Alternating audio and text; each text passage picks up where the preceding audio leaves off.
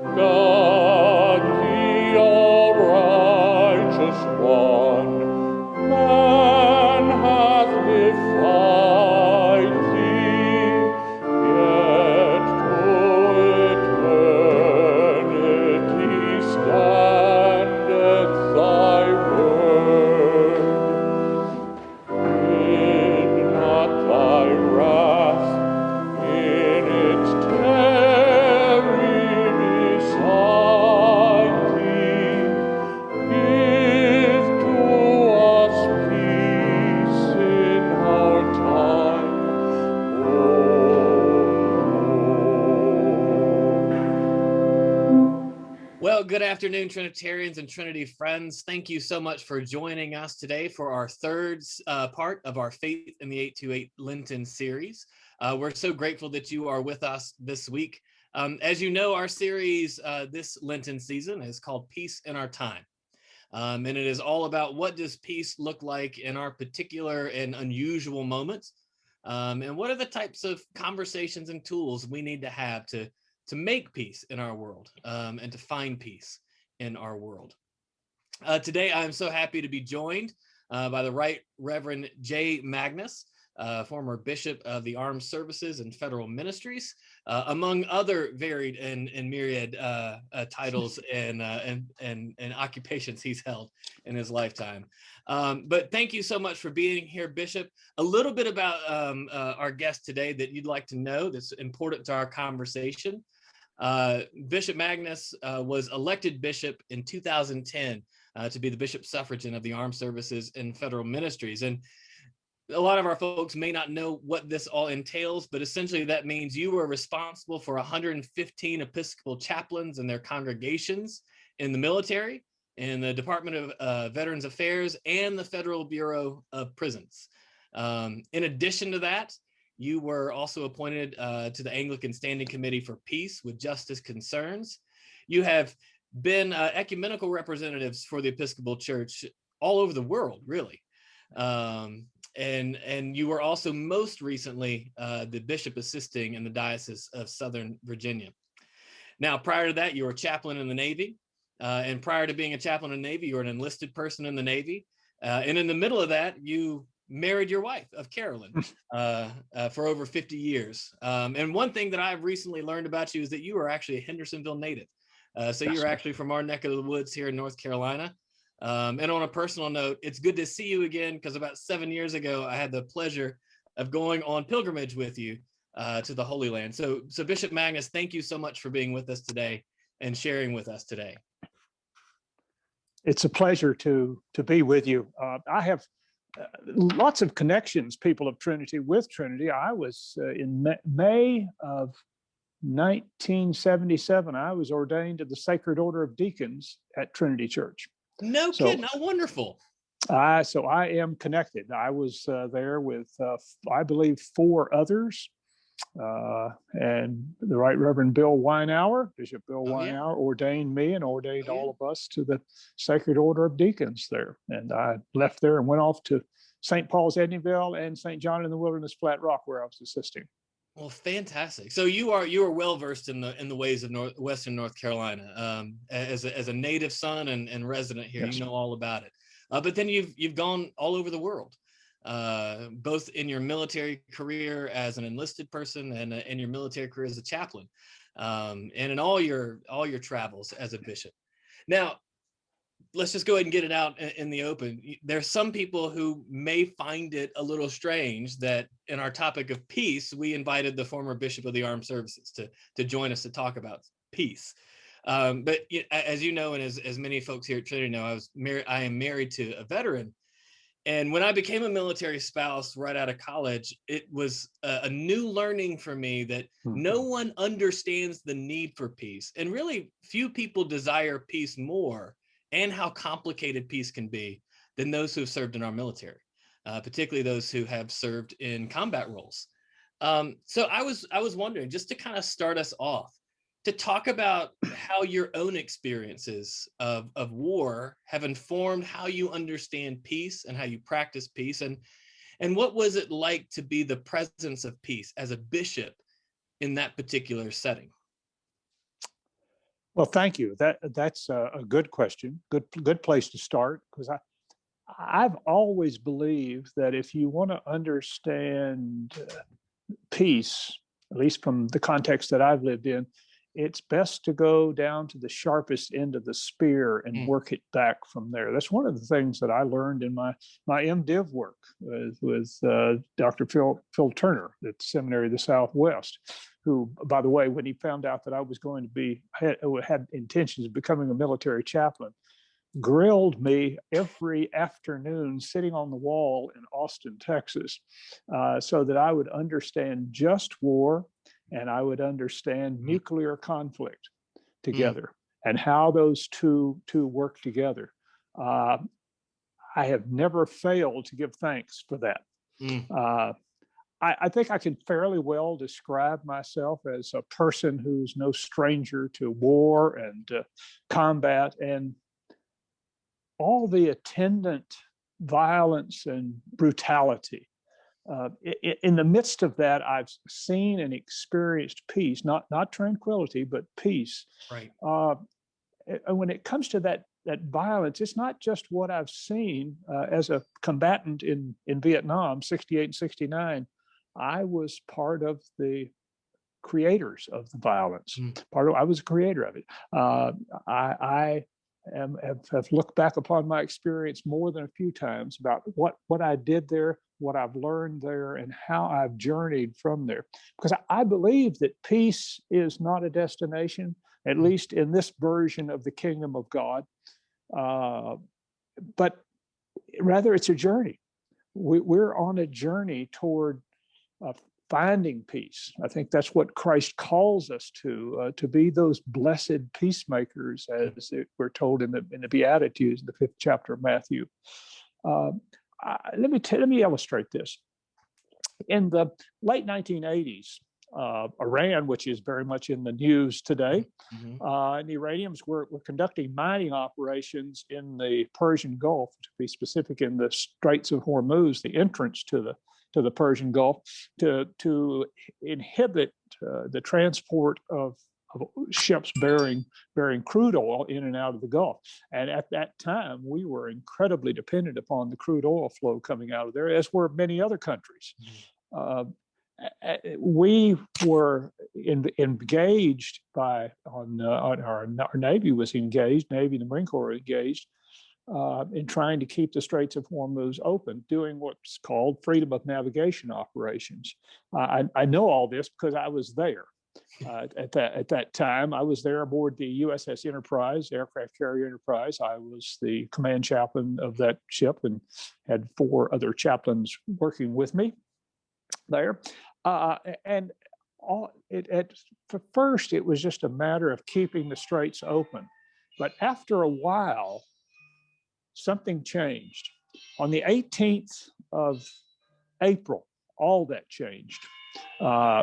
The Navy guided missile frigate USS Samuel B. Roberts was engaged in conducting freedom of navigation operations and hit a mine.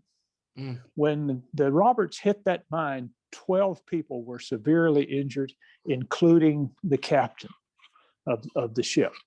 And I found that was just terrible when we heard about it aboard Enterprise.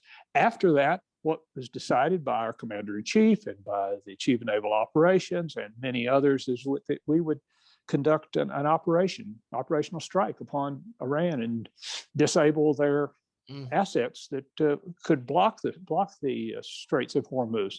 Now, you can make a lot of moral arguments about the rightness or wrongness of this action, particularly since we're doing it over oil. Right. And I think those are good arguments. There's some really good arguments against doing that. But the reality is we did it at that time. We scheduled the operation to be on the morning of the 22nd of April. We were going to launch aircraft and disable the Iran's Air Force and go after 2 ships that were conducting the mining operations and 2 oil drilling platforms. Now, why do you go after oil drilling platforms? Well, when you put artillery pieces on oil drilling platforms, they become targets. So we did that. And the night before the operation, knowing a bit about combat, I made it my business to go about the ship and talk to any sailors who might be engaged in preparatory work, some of the pilots who would be flying the next day, particularly the senior pilots who had to care for their junior pilots. At one point, I went down into a corner of the hangar deck of the ship where the ordnance folks are. That's where the bombs are made. And in this particular ordnance area, they were building 500-pound laser-guided bombs that would go on under the wings of A-6 aircraft to be dropped. And ultimately they were. And by military standards, the operation was a huge success. Both Aldrin platforms were destroyed, and one of the two ships was sunk and the other was completely disabled. Well, as I walked into the aviation ordnance area, I spotted a young man, a third-class petty officer, aviation ordnanceman, and who caught my eye, and I caught his. And I walked over there, and he was doing what young sailors often do. He was boasting about everything that they were going to do the next day. It was sort of rah-rah manly stuff. And also had a wide array of Sharpies in hand and writing messages to the Ayatollah Khomeini on the side of the bombs. I won't repeat any of those because they were pretty rough. Yeah, I'd have to bleep them in post-production. Not that I'm a stranger to that language, because don't forget I was a Navy enlisted man. That's right. But I talked with him for a few minutes. We chatted, and I realized it wasn't any of my business to talk him into or out of anything at that point, but I wanted to connect with him. And he warmly accepted me into that relationship.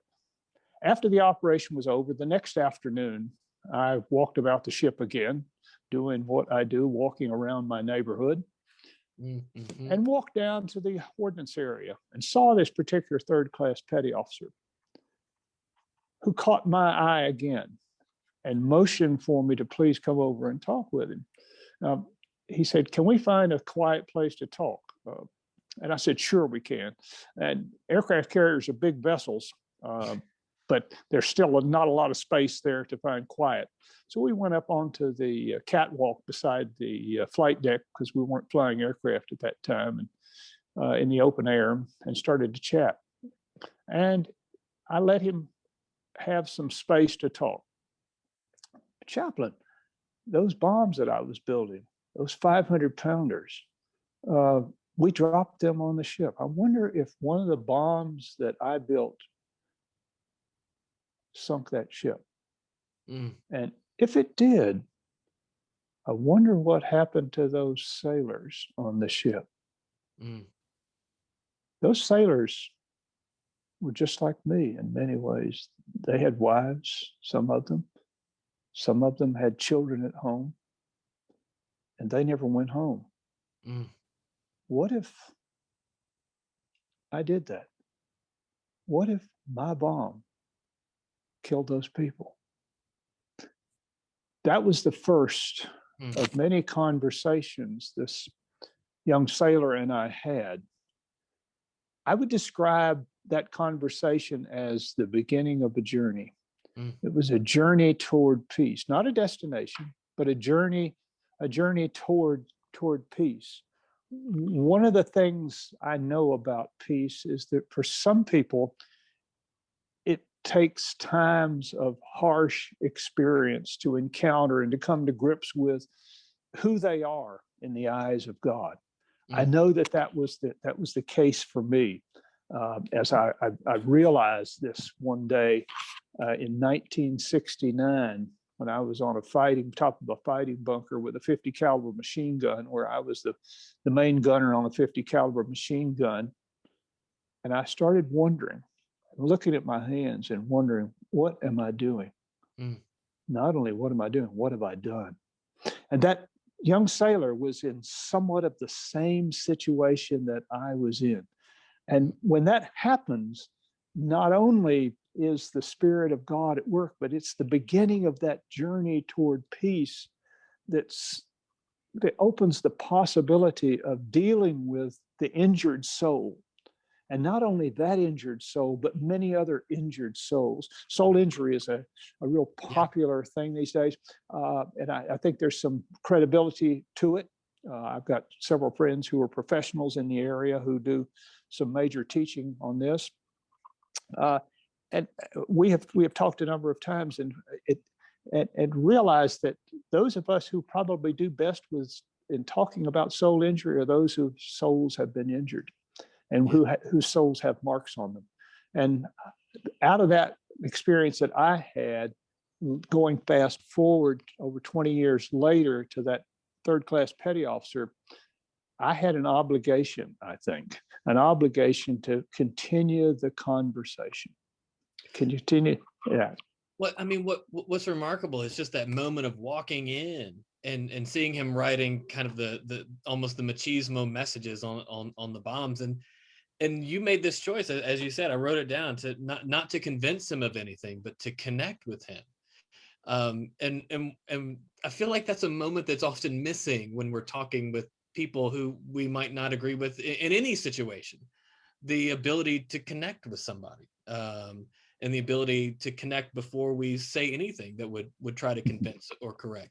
And the idea of peace and working towards peace being a journey and an ongoing conversation that we take together in various ways is a wonderful way to kind of start thinking about it in all this context. And I can imagine that there were times where you felt some friction between your calling as a clergy person and your role in the military.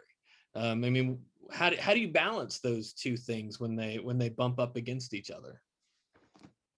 They have always been in tension for me. Not impossible, but in tension. I think the life of the life and ministry of priesthood is always in tension with the culture in which you live. It's in tension whether you know it or not. I think life of the Christian and the one who's living out her or his baptismal vows is always going to be in conflict with the culture. Because you and the culture are never going to be the same thing. So many biblical texts elucidate this, going back to Genesis at creation and working our way forward. That's continually illuminated. And maybe if we're not feeling attention, we should be asking why. I think that's a fair question to ask. Why don't I feel the tension? And I think in a world where racial tensions are so high, if I'm not experiencing some of the tension, why am I not experiencing some of that tension? What about me insulates me from the things that are going on around me?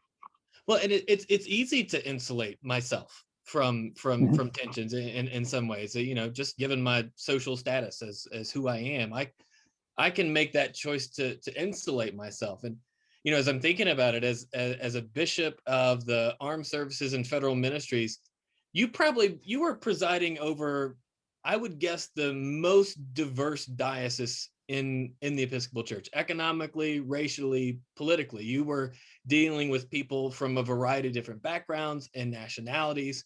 And not just in the military, because you were also the bishop over federal prisons. So you were talking about prisoners and chaplains who minister to them as well. So in a world where we can hole up and surround ourselves with people who think like us and look like us, and we can be comfortable and not feel tension, what's it like to encounter divisive and complicated issues in those settings? And what are some of the tools and attitudes and practices we need to cultivate as people of God so that we can engage in some of these difficult spaces of tension?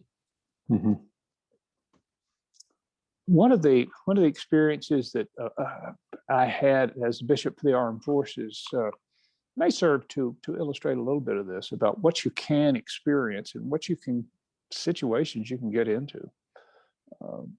I was in Japan visiting with one of our chaplains. Actually, we had two chaplains over there in Japan, in Yokosuka, Japan. And the senior of the chaplains asked me if I'd like to call on the fleet commander, the 7th Fleet Commander, the Vice Admiral. And I said, sure, I would. I would be more than glad to do that. And so I called on him, and we had a very cordial meeting, just the two of us, because he asked to be alone with me. Mm-hmm. And in meeting with senior officers, senior flag and general officers, one of the questions that I have learned to ask them is, what are the things that keep you up at night? What are the things that cause disruptions in your sleep pattern? And I asked him this question, and he started to nod a little bit and then was quiet. And he said, I am so concerned that one day one of our pilots or one of our ship captains will touch the trigger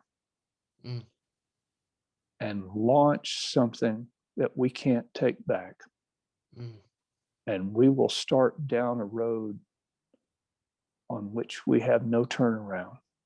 There's no cul-de-sac to turn around on this road. That's heavy.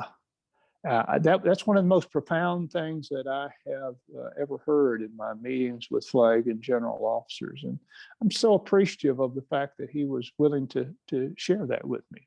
Of course, his name is not to be spoken. I keep his confidence about that. But I did ask him if I could, at some point, without identifying him, share that story. And he said, yes, you can, because I think it's something that needs to be known, because this is what happens, as I said before, when you're out there on the tip of the spear. And it's so easy for us to confuse our emotions and our nationalism and our pride with what our faith is. On 9/11, I was in the Pentagon. I was 2 wings away from where the plane hit. I happened to be at a meeting there. I was the Navy's fleet chaplain at the time, and my command was down in Norfolk, and I was up there for an annual meeting of all the senior joint chaplains. There were 8 of us in the room. When that happened, it was a time of significant confusion. We evacuated, first thinking there was a fire, alarm. Then we thought it was just a simple fire, and then we realized we'd been attacked. And then later on, I was part of a team that kept going back into the building doing rescue work, which we did until we couldn't get in, do any more rescue work. There was no one else to rescue out of the building.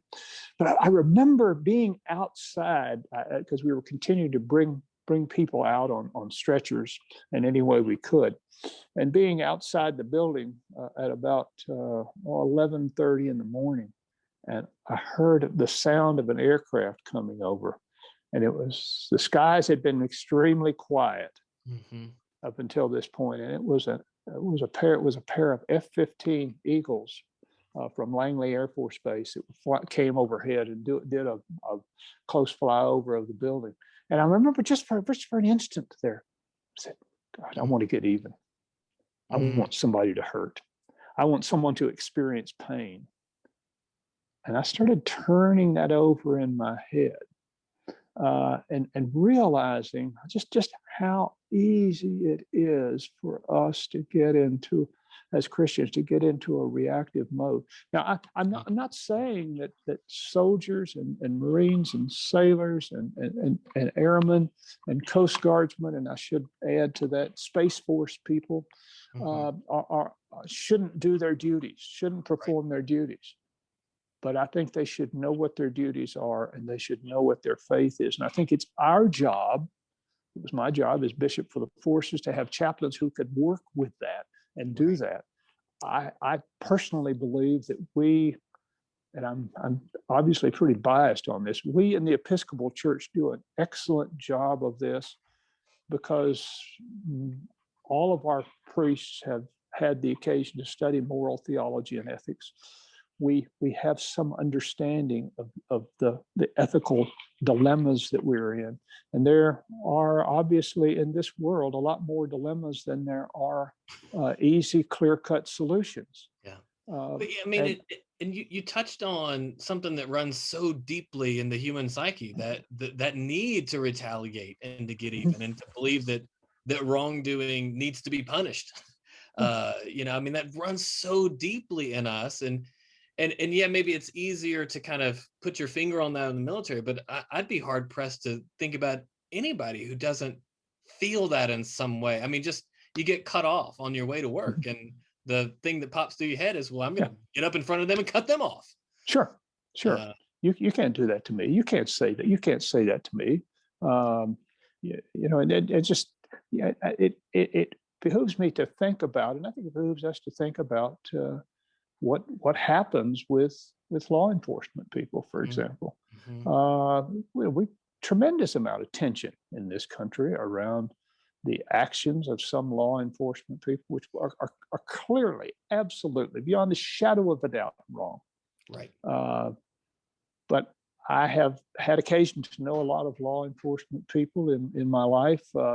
Going in and out of federal prisons, I have met a lot of people who have done some very bad things, things that I'm loath even to think about, much less talk about. And I know that those people are in our world. That it's so easy thinking about those things to think, I want to get even. If I could just even the score, if I could just remove the cross, if I could just remove the incarnation out of our theology and go back to some Old Testament ways so that we could have an even scale, so that we could do some tooth to tooth, tooth for tooth, and eye for an eye stuff. I mean, it's a real temptation. And what you're describing is that tension between there being real evil in the world. And what do you do with that? I mean, what do you do with the real evil in the world? And how do you have those conversations, those really difficult conversations that we need to have in order to even begin to approach peace? I mean, we live in this world right now where our political differences, and especially right now, our racial differences, and where those two things intersect, I mean, they've caused not just the rhetorical violence, you know, online and on social media, but they've caused real physical violence. I mean, you look at what happened at the Capitol, you look at what happened to somebody like George Floyd. I mean, you can name a myriad, numerous things.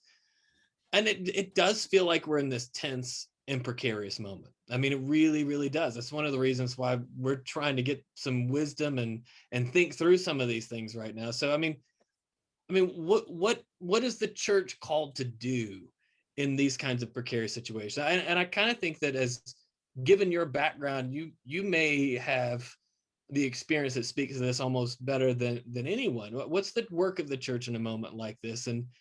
And what do individuals, I mean, people of faith, members of our congregation who are living in the world, what do we do in our lives and in our neighborhoods to be agents of God's peace, which again is not just tranquility, like you mentioned. It's not just tranquility. And I think you're putting your finger on some of this, and this is one of the really tough questions that we have to deal with as people of faith today, because there are no easy answers to this. One of the things I believe that we have to do as people of faith is to begin some good, decent, and honest reflection about who we are and who we have become. I am a person of blue-collar roots, having grown up in this part of the world. I grew up at a time when white supremacy was the norm, when racial segregation was what we had. I went through segregated schools all the way through high school. It was only when I got into the Navy that I found anything to do with integration. I was taught directly and indirectly about racism. I learned racism as a child, and Today, I describe myself as a recovering racist because of the way I was raised. But it starts with reflection. It doesn't start with doing. We can't do our way out of this. We can't program our way out of this. We have to start it with doing, with being rather, and find out just who we are. I was, and that's so the temptation. When you see something wrong with the world, we want to fix it. I mean, like, and to believe that we have the skills to fix it. Yeah, I am a group of a self-selected, part of a self-selected group of 8 bishops who are going through the Episcopal Church's Sacred Ground program. Tomorrow we will have our eighth of 10 sessions there. We've been doing this for over 3 months now.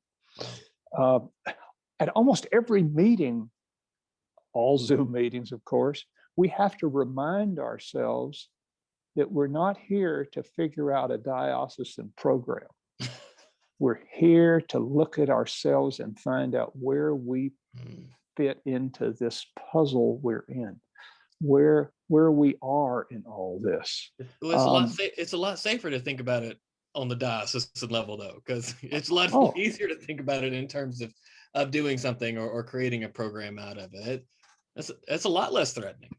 Yeah, and I can't think of anyone more prone to do this than a bishop, because we are prone to producing things so that we can go and sit down with our peers and talk about, I produce this in my diocese. Oh, I produce this in my diocese or my episcopacy, and we've put that off limits.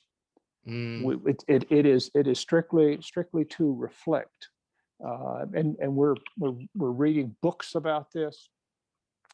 Some which are quite influential, like Debbie Irving's "Waking Up White."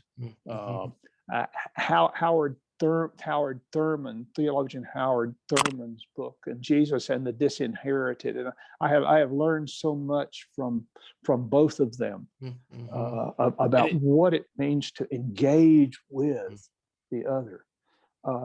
And one of the problems I believe that we have had in the Episcopal Church and in progressive Christianity in general is that we have become agents of tolerance and inclusion, both of which lead, I think, to potentially lead at least to ignorance and isolation. They enable us to put the world in a box and say, okay, I will include you, I will tolerate you, but I won't pay too much attention to you. And we have separate life journeys. One of the things I think we're called to do, and I learned this at all places, the U.S. Air Force Academy.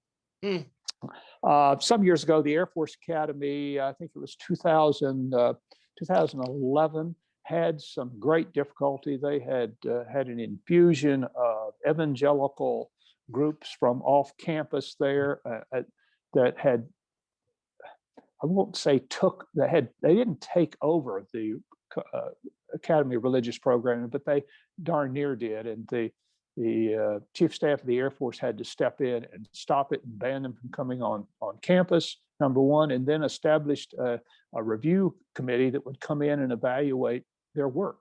For some reason, I was one of 10 people asked to come in and evaluate the work of the Air Force Academy. To rectify that, the thing that they did that impressed me most was that they established a program called Religious Respect. Respect for the other, which means listening to the other, hearing the other, and then enabling the other to hear us so that we have something of an even plane, a level playing field so that we can hear one another. We do a really good job of talking past one another, and that's what intense programming will do. We talk past one another. One of the things I'm so impressed about every time I read in the gospel is that Jesus was a person who connected with other people. He heard other people, and as a consequence, other people heard him. Not always. As a matter of fact, the people who didn't hear him were the extremely religious people. Right.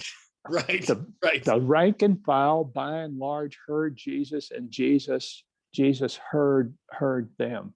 And there's a certain amount of mental agility that you have to have in order and to kind of develop in order to begin to imagine a reality or world that is different than yours.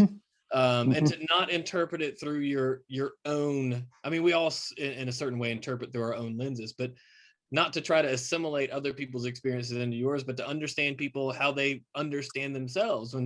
When I've done interreligious dialogue, the mantra is, don't try to understand. You've heard this person. When you can repeat back to them what they believe in a way that they say, yes, you've got it. Not in a way that if I repeat it to my Christian siblings, will say, oh yeah, I get that. That makes sense to me. You have just touched on something which I think is extremely important, and that's when you move also in parallel to the racial component of reconciliation, that's the religious component of reconciliation. We do a good job of talking full communion and ecumenical relations. We work hard at that. We are good at that. When it comes to multi-faith, perhaps not quite as good. Multi-faith is a much greater challenge but I think that is where the playing field really is today. It's in the multi-faith area, and that's where as we get into doing, once we understand who we are, we do need to get into doing. And some years ago there was a catchphrase acronym, what would Jesus do? WWJD. I think it's time for us to update that and say, what would Jesus have me to do? What actions would Jesus give to me? What moral imperatives, what oughts would Jesus place before me for my own action? Just yesterday, I heard a brief presentation by Dr. Scott Bader-Say, professor of moral theology and ethics at the Seminary of the Southwest. And he was talking about current moral theology to members of the House of Bishops that relates to the pandemic world in which we live. And to piggyback on something that Dr. Scott Bader-Say said, he asked that we frame in terms of a question: what's our obligation and duty to one another? What do I owe you? What do I owe the other? What do I owe the person who hasn't had the advantages that I have had? Now, and it's so easy to convince ourselves in this era of racial reckoning and racial inequality that those of us who had to work our way up, particularly those of us who come out of blue collar roots, worked our way up, we earned everything that we have, and by golly, it wasn't easy for us. We didn't have things with the food on a silver spoon given to us.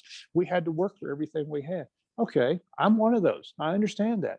Yet, somewhere along the way, it got implanted in me that even in the midst of failure in my early life, I could succeed. There was room for me to succeed. I could maneuver around whatever obstacle was there, whatever it was, and I could succeed in life. One of the things Howard Thurman has taught me in Jesus and the Disinherited is the disinherited people, the people who are Latino, the people who are Black, the people who are Asian Americans, the people who are Native Americans, haven't had that opportunity by and large. They haven't been taught and been able to find that way to maneuver around because there's nowhere for them to go. Howard Thurman, of course, is mostly concerned about Black people, and he describes it in some great detail how Black people have had to find ways that they could exist, not achieve, but exist. Right. And sometimes that's by deception, sometimes by telling themselves lies, sometimes by lying to others, oftentimes not telling the truth about their realities. So what do I owe the other to enable that conversation to start and be honest? That is a great question. I've not really heard it phrased that way. In order to really begin the conversation, the first question to ask ourselves is what do we owe the other person? And it kind of takes us out of the individualism that we had, that at least I was kind of raised in, And it takes me out of that sense that all my accomplishes were accomplished by me alone, independent of society or anything else.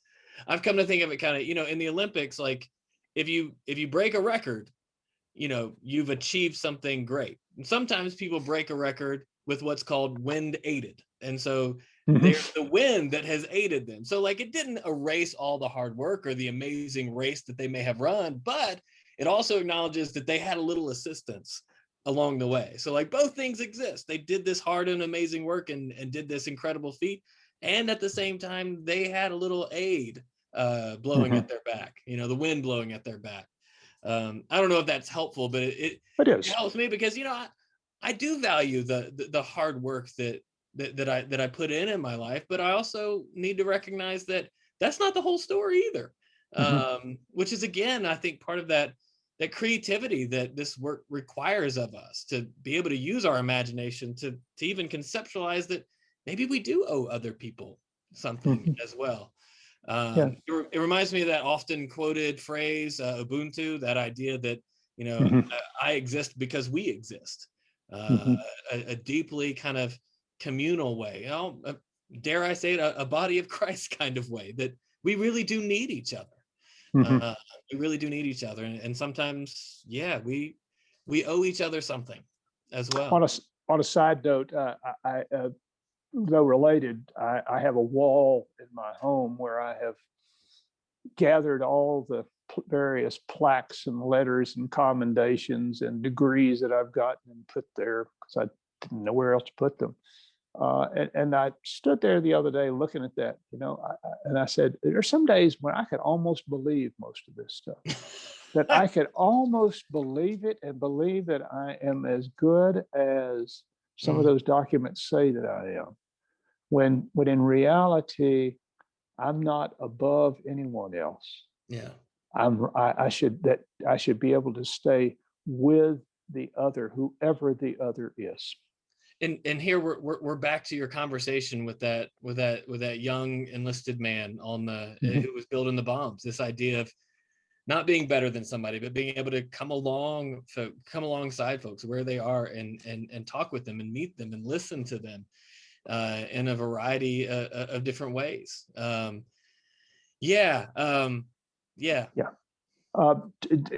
been, for the last 3 years, I guess it is, I've been hanging out mostly online, but sometimes in person with the Fresh Expressions of the church people. Fresh Expressions was, for those of you who may not know about it, was a movement started in the Church of England about a decade and a half ago, almost 2 decades ago, which talked about churches without walls and how do you get outside of the walls of the church and establish real Christian community.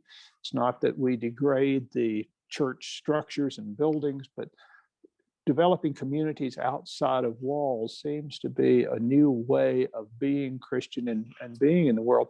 One of the things the Fresh Expressions people have taught me is what they call going out into your neighborhood and finding a person of peace. And if you can find a person of peace in your neighborhood, and they literally mean walking your neighborhood, not driving through your neighborhood, not riding your bicycle through your neighborhood, but literally walking your neighborhood and looking for a person of peace. I've found and realized as I've listened to speakers and tried to practice some of these pieces of fresh expression is that I can only do that when I'm dealing with equals. If I let class get in the way, if I let education get in the way, if I let race get in the way, I'll never find the person of peace. Because very often the person of peace is very different than who I am. And if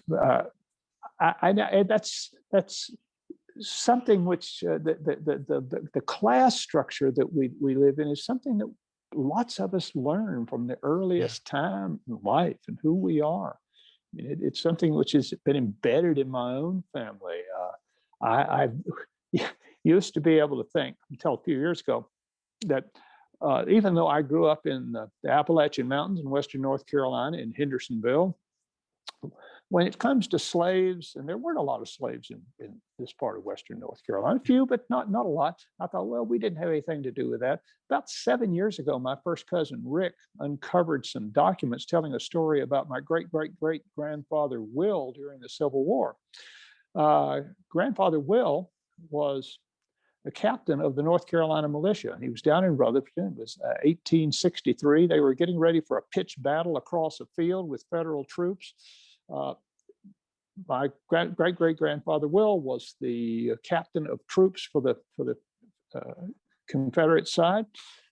He realized that the battle was probably going to happen within the next 24 hours, so he decided, I need to send, but as the document said, my man back to the house to get provisions. Well, my man is shorthand language for my slave. So he did. He sent his slave back to whose name we never know. Right.